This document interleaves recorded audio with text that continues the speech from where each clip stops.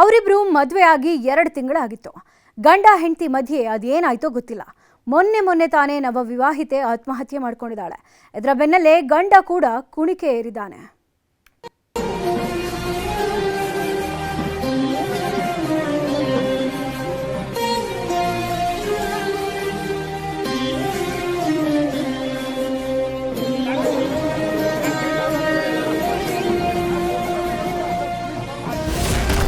ಒಂದು ಮದುವೆ, 2 ಹೆಣ, ದುರಂತ ಅಂತ್ಯ.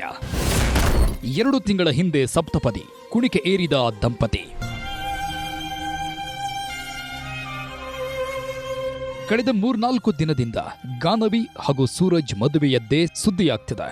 ಇಂದ್ರಲೋಕವನ್ನೇ ಧರೆಗಿಳಿಸಿದಂತೆ ಇವರಿಬ್ಬರು ಮದುವೆಯಾಗಿದ್ರು. ಲಕ್ಷ ಖರ್ಚು ಮಾಡಿ ಅರಮನೆ ಮೈದಾನದಲ್ಲಿ ರಿಸೆಪ್ಷನ್ ಮಾಡಿದ್ರು. ಆದ್ರೆ ಈ ಎಲ್ಲ ಖುಷಿ ಜಸ್ಟ್ 2 ತಿಂಗಳಿಗೆ ಅಂತ್ಯವಾಗಿದೆ. ಹನಿಮೂನ್ಗೆ ಹೋಗಿದ್ದಾಗ ಶುರುವಾಗಿದ್ದ ಮುನಿಸು ಗಂಡ ಹೆಂಡತಿ ಉಸಿರನ್ನೇ ನಿಲ್ಲಿಸಿದೆ. ಗಾನವಿ ಆತ್ಮಹತ್ಯೆ ಮಾಡಿಕೊಂಡ ಸುದ್ದಿ ಗೊತ್ತಾಗ್ತಾ ಇದ್ದಂತೆ ಸೂರಜ್ ಕೂಡ ನೇಣಿಗೆ ಕೊರಳೊಡ್ಡಿದ್ದಾನೆ.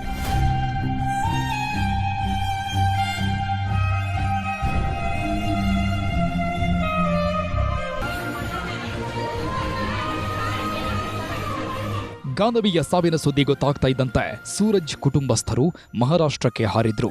ಹೋಟೆಲ್ನಲ್ಲಿ ರೂಮ್ ಬುಕ್ ಮಾಡಿಕೊಂಡು ಅಲ್ಲೇ ತಲೆಮರೆಸಿಕೊಂಡಿದ್ರು.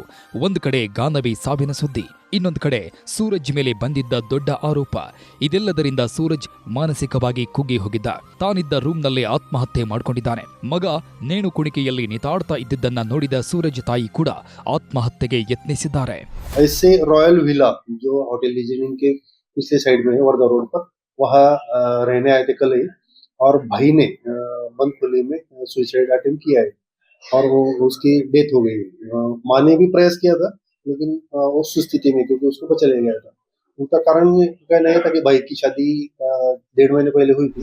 ಇನ್ನು ಸೂರಜ್ ಆತ್ಮಹತ್ಯೆ ಬಗ್ಗೆ ಪ್ರತಿಕ್ರಿಯಿಸಿದ ಗಾನವಿ ತಾಯಿ ರುಕ್ಮಿಣಿ, ಸೂರಜ್ ತಾಯಿಯ ಹಣದ ಮೋಹದಿಂದಲೇ ಇಷ್ಟೆಲ್ಲ ಆಗಿದ್ದು, ನಮಗಾದ ನೋವು ಅವರಿಗೂ ಆಗಲಿ ಅಂತ ಹಿಡಿ ಶಾಪ ಹಾಕಿದ್ದಾರೆ. ಅವ್ರು ಏನು ಅಪವಾದ ಹಾಕಿದ್ರು ಅವ್ರು ಸುಮ್ಮನೆ ಒಂದು ಇವಾಗ ರೀಸನ್ ಸಿಗ್ಬೇಕಷ್ಟೆ. ಆ ಥರ ಮಾಡಿದ್ರು. ಅವರು ಹೇಳ್ಬೋದಿತ್ತಲ್ಲ, ತಲೆ ಮರೆಸ್ಕೊಂಡು ಹೋಗೋದು ಏನಿದೆ, ನಮ್ಮಲ್ಲಿ ತಪ್ಪಿಲ್ಲ ಅಂದರೆ ಇವಾಗ ನಾವು ಮನೇಲೇ ಇದ್ದೀರ, ಅವ್ರ ಕಡೆ ಯಾರಾದರೂ ಬರಲಿ, ಅವ್ರು ಯಾಕೆ ಹೋಗ್ಬೇಕಾಯ್ತು ಮನೆ ಬಿಟ್ಟು? ತುಂಬ ಕ್ರಿಮಿನಲ್ ಜನ ಸರ್, 2 ಮುಖವಾಡ. ಆ ಥರ ಪ್ರಪಂಚಕ್ಕೆ ಇನ್ನು ಯಾರು ಬೇಡ. ಅವಳು ಬದುಕಬೇಕು, ನಂತರ ನೋವು ಅನುಭವಿಸ್ಬೇಕಷ್ಟೆ. ಒಟ್ನಲ್ಲಿ ಬಂಗಾರದಂತ ಜೋಡಿ ಪಾಲಿಗೆ ಮದುವೆ ಅನ್ನೋದೇ ಕಂಟಕವಾಗಿ ಹೋಗಿದೆ. ಸಪ್ತಪದಿ ತುಳಿದವರು ಇನ್ನೇನು ಹೊಸ ಬದುಕು ಶುರು ಮಾಡಬೇಕು ಎನ್ನುವಷ್ಟರಲ್ಲೇ ಬದುಕಿನ ಅಧ್ಯಾಯ ಮುಗಿಸಿದ್ದಾರೆ.